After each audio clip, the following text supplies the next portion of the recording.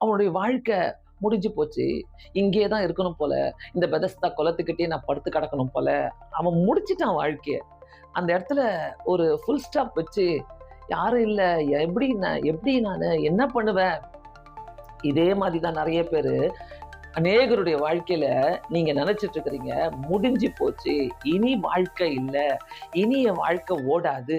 இனி நான் எங்க போய் முகத்த காட்டுவேன்? இனி நான் எங்க போயிட்டு வாழுவேன்? என்னை யாரு மதிப்பா? இப்படிலாம் நெனைக்கிறீங்கனாக்கா, அந்த இயேசுவால எல்லாமே முடியும். அந்த இயேசுவால உங்க வாழ்க்கையே ரீரைட் பண்ண முடியும். அந்த இயேசுவால உங்க சரித்திரத்தையே மாற்றி போட முடியும்.